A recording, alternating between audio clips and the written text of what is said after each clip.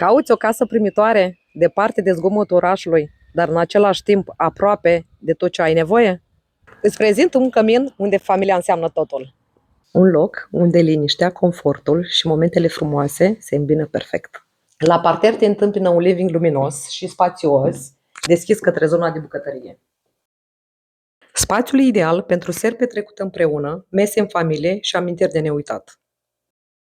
Pentru cei ce lucrează de acasă sau își doresc un colț al lor, există un birou perfect, spațios, pentru productivitate și inspirație.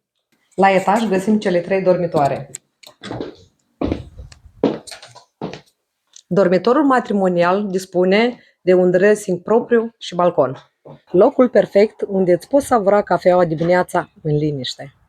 Celelalte 2 camere sunt ideale pentru copii, oaspeți sau pot fi amenajate după propriile dorințe. Ce-ți poți dori mai mult? Programează un tur și hai să descoperi dacă poate deveni acasă pentru tine.